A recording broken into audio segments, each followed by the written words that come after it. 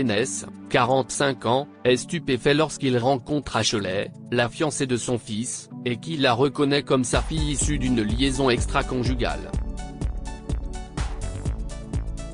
Ashley menace alors de révéler l'infidélité de Kenneth et lui réclame de l'argent, ce qui l'oblige à prendre des mesures extrêmes pour l'empêcher de détruire sa famille. La longue attente de Kenneth et Maria s'est interrompue lorsqu'ils ont entendu la voiture de Richard s'arrêter à l'extérieur. La porte s'ouvrit et Richard entra, un mélange de nervosité et d'excitation se lisant sur son visage. Ils sont là, un murmure joyeux résonna dans l'air tandis que Kenneth se levait du canapé pour accueillir chaleureusement Richard et sa petite amie. Maman. Papa, je vous présente l'amour de ma vie, ma fiancée, Ashley. Richard présenta sa petite amie à ses parents, une lueur chaleureuse pétillant dans ses yeux. Bonjour. C'est un plaisir de vous rencontrer enfin tous les deux. Ashley apparaît derrière lui et souriait à ses parents. Dès que Kenneth a vu le visage de la jeune fille, il a été envahi par une vague de terreur.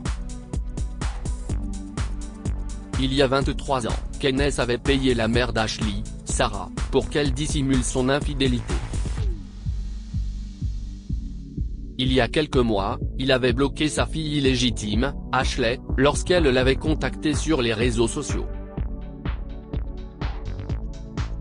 Jamais il n'aurait imaginé qu'Ashley serait la fiancée de son fils qui s'est présentée sur le pas de sa porte.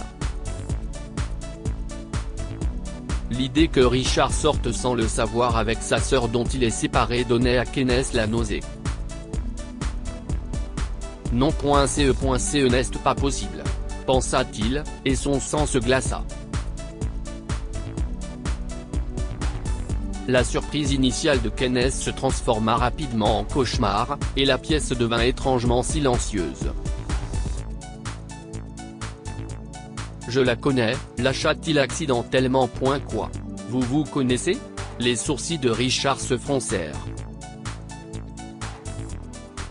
Je suis tellement maladroite. Bon sang. Je vais arranger ça, a dit Ashley. Oh mon. Ce n'est pas grave, ma chérie. Les accidents arrivent, a dit Maria tandis que Richard s'empressait de nettoyer le gâteau tombé sur la robe de sa mère et sur le sol. Pendant que Richard et Maria nettoyaient le salon, Ashley s'approcha discrètement de Kenneth. Qu'est-ce ce que tu fais ? A-t-elle murmuré d'un ton venimeux.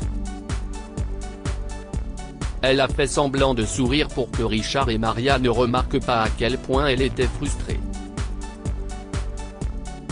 L'effroi a envahi Kenneth de toutes parts. Il détourna immédiatement la conversation lorsqu'il remarqua que Maria s'approchait de lui. Ken, qu'est-ce que tu disais ? A demandé Maria. Tu as déjà rencontré Ashley ? Kenneth a forcé un sourire. Oh. Je l'ai confondu avec quelqu'un d'autre. Je suis bête. Nous avons une belle journée devant nous. Profitons de la réunion maintenant. Pendant que Maria et Richard faisaient griller un steak à l'extérieur, Kenneth s'approcha discrètement d'Ashley qui coupait de la laitue dans la cuisine. Bonjour, papa. Tu viens m'aider ? Une troisième main ne ferait pas de mal. Ashley leva les yeux vers Kenneth et s'esclaffa. Qu'est-ce ce que tu fais ici ? Kenneth s'en est pris à Ashley, tout en gardant la voix basse pour ne pas se faire prendre. Comment peux-tu sortir avec ton frère ? Ça me rend malade d'y penser. Ashley a fixé Kenneth dans les yeux. Je sais que c'est mon demi-frère. Et je connais mes limites. Je suis venu te rappeler que tu as payé ma mère très facilement. D'ailleurs, sais-tu où est ma mère maintenant ? Elle est morte. La révélation d'Ashley secoua Kenneth. Quoi ? Sarah est morte ? Je suis vraiment désolé pour ta perte. Tes condoléances ne ramèneront pas ma mère. Ashley jeta le couteau et frappa le comptoir. Elle m'a confié à un orphelinat quand j'avais 5 ans, a poursuivi Ashley. Elle n'a pas eu la possibilité de m'élever. Elle est morte quand j'avais 8 ans, uniquement parce qu'elle avait 2 emplois pour survivre sans mari. Sais-tu combien j'ai perdu à cause de toi? Bien. Combien veux-tu? Kenneth est allé droit au but, essayant de négocier avec Ashley et de la faire taire, comme sa mère. 3 millions $, a répondu fermement Ashley. Tu as perdu la tête? Où vais-je trouver autant d'argent? Aboya-t-il. Si est-il un petit prix pour compenser ton péché, papa, a répondu froidement Ashley. Les conséquences de la révélation de la vérité ont menacé chaque parcelle du cœur fragile de Kenneth. Il devait trouver un moyen d'empêcher Ashley de détruire sa famille. Le lendemain, Kenneth a élaboré un plan et s'est rendu dans la ville voisine. Il s'est rendu dans un quartier défavorisé connu pour ses activités criminelles. Ce n'était pas le genre d'endroit qu'il visiterait normalement. Mais après une nuit de réflexion et d'épuisement de toutes les sources possibles d'argent occulte, c'était la seule porte à laquelle il lui restait à frapper. Prenant son courage à 2 mains, il s'est approché d'une bande de jeunes gens à l'air turbulent. « Excusez-moi, » a dit Kenneth. « J'ai une proposition à faire à votre gang. Pouvez-vous m'emmener voir votre chef pour en discuter plus avant? Quoi avons-nous à y gagner? Pourquoi devrions-nous vous présenter à notre chef ?» L'un des hommes cracha par terre et regarda Kenneth tandis que les autres gloussaient. « Tenez. Je vous offre 300 $ tout de suite. Et vous obtiendrez davantage si je parviens à conclure un accord avec votre chef, a-t-il proposé. Les jeunes gens ont accepté. Ils le conduisirent à un entrepôt abandonné, orné de graffitis, de gravats et de fenêtres brisées, en bordure de la rue. La peur a envahi Kenneth tandis qu'il sortait des liasses de 10 000 $ de la poche de son blazer et les déposait sur la table devant le chef de gang. Prêt à payer, hein? Qu'est-ce ce qu'il y a? A dit le caïd en fixant Kenneth dans les yeux. Je veux que vous fassiez peur à la fiancée de mon fils, a répondu Kenneth. Pour qu'elle ne vienne plus jamais chez moi et qu'elle ne me dérange plus jamais. Je veux juste que vous lui fassiez peur, si est tout. S'il vous plaît, ne lui faites pas de mal. Considérez que le marché est conclu, déclara le chef de gang en prenant la liasse de dollars sur la table. Laissez juste son nom, son adresse et quelques informations sur son passé. Quand voulez-vous que nous fassions le travail? Ce soir. Elle se rendra au salon de coiffure du quartier ce soir. Vous pourrez vous occuper d'elle en chemin, a répondu Kenneth. Soulagé que les voyous règlent son problème et mettent fin aux menaces d'Ashley, Kenneth a quitté l'entrepôt heureux. En rentrant chez lui, il avait l'impression d'être débarrassé d'un poids. Oh mon Dieu! Vous? Kenneth devint nerveux en voyant les voyous qu'il avait rencontrés la veille. Pourquoi êtes-vous là? Nous sommes venus pour parler, a dit sèchement l'un d'entre eux. Le cœur de Kenneth battait la chamade dans sa poitrine alors qu'il se préparait à la conversation. D'accord. Comment ça s'est passé? Est-ce qu'elle a accepté de ne plus jamais m'embêter? Eh bien, tout s'est plutôt bien passé. Pour nous, a répondu le voyou. Maintenant, vous lui devez 300 000 $ et la même somme à nous. s'il n'y a pas d'argent à la date convenue, eh bien, vous connaissez le résultat. Et nous connaissons votre fils et votre femme. Quoi? Mais nous étions d'accord. Kenneth a bégayé. Cela ne faisait pas partie de notre accord. Eh bien, si est-il le cas maintenant, s'esclaffa le voyou. Son offre s'est avérée plus intéressante. Et plus rentable que la vôtre. N'essayez même pas de jouer les héros et d'impliquer la police. Un autre voyou se rapprocha de Kenneth d'un air menaçant. Sinon quelqu'un de votre famille pourrait disparaître. Et ce qu'il pourrait lui arriver est l'affaire de tous.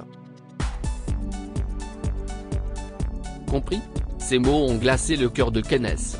Il a été frappé comme un coup de tonnerre lorsqu'il a réalisé qu'il avait mis en jeu la sécurité de ses proches dans sa hâte de se débarrasser d'Ashley et de cacher son infidélité. Alors que les malfrats quittaient son garage, Kenneth décida de prendre un autre risque et d'élaborer un plan pour récupérer l'argent. La première chose à laquelle il pensait était son travail à la station-service. Kenneth était comptable dans l'atelier de réparation automobile, où il mettait à profit ses connaissances et son expérience des voitures. Tout allait bien au travail, sauf à propos de Tyler, le fils gâté de 19 ans du propriétaire de l'atelier, qui travaillait comme apprenti. Cet après-midi-là, Kenneth s'est approché du garçon. « Et, Tyler, j'espérais que tu pourrais jeter un coup d'œil à ma voiture. Elle a besoin de quelques réparations, et je serais heureux que tu la répares pour moi, a dit Kenneth à Tyler. Vous êtes sûr qu'elle vaut la peine d'être réparée? Tyler s'est moqué de lui. Vous et votre voiture, vous devriez être au musée. Kenneth a ignoré les railleries. J'ai pensé que tu pourrais utiliser ma voiture pour apprendre de nouvelles réparations. J'ai vu que tu t'étais beaucoup amélioré ces derniers temps. Très bien, je vais jeter un coup d'œil à votre voiture. Vous pourrez la récupérer sur le parking demain matin, a dit Tyler. Il ne pouvait nier le plaisir d'être félicité devant les collègues qui l'insultaient constamment. Kenneth a parlé fort et clairement pour que tout le monde dans l'atelier l'entende. Au fond de lui, Kenneth avait une autre idée en tête. Alors que la journée touchait à sa fin, Kenneth est rentré chez lui et s'est assuré que Maria et Richard remarquent son état de frustration. Qu'est-ce ce qui ne va pas? A demandé Maria lorsqu'il a jeté sa mallette sur le canapé. Un jour, ce petit Tyler finira à l'hôpital avec un nez cassé, des dents manquantes et une jambe suspendue dans le vide, a fulminé Kenneth. Oh, allez, papa. Il n'a que 19 ans. Richard a tenté de calmer Kenneth. Le gamin me tape sur les nerfs, a dit Kenneth en fronçant les sourcils. Et il ferait mieux de faire son travail correctement. Sans déverser sa colère sur ma précieuse voiture. Attends. Et ta voiture? Interrompit Richard. Elle est dans le garage. J'ai dit à ce garçon de la faire réparer demain à la première heure, a dit Kenneth en se retirant dans sa chambre. Cette nuit-là, alors que tout le monde est endormi, Kenneth s'est glissé hors du lit. S'emparant des outils nécessaires, il se faufila dans le parking de l'atelier de réparation automobile. Le gardien dormait profondément dans la cabine de sécurité lorsque Kenneth entra dans la section où les voitures réparées étaient assemblées. Selon le plan de Kenneth, il devait récupérer la voiture le lendemain matin et rentrer chez lui. Les freins auraient lâché en chemin et il aurait eu un accident prémédité. L'enquête et les preuves finiront par accuser Tyler, confirmant qu'il a trafiqué les freins pendant qu'il réparait la voiture. Kenneth savait que son patron et son centre d'entretien automobile feraient l'objet d'un examen public. Il prévoyait de réclamer une énorme compensation à l'atelier et de négocier un accord préalable au procès avec son patron en échange de plus d'argent pour éviter que Tyler n'aille en prison. Soulagé d'avoir enfin pu réunir l'argent nécessaire pour faire taire Ashley et les voyous, Kenneth rentra chez lui et passa une nuit paisible. Les chauds rayons du soleil traversaient la fenêtre alors que Kenneth s'étirait pour se réveiller le lendemain matin. Oh là là, je suis en retard. Je devrais aller chercher la voiture à la première heure. Et m'occuper de la police plus tard. Après mon petit accident, murmura-t-il en riant doucement. En entrant dans le salon, il fut frappé par la vue de Maria, qui sanglotait amèrement en serrant le combiné du téléphone fixe. « Chérie, que s'est-il passé ?» Kenneth s'est approché d'elle. « Pourquoi pleures-tu, Richard ?»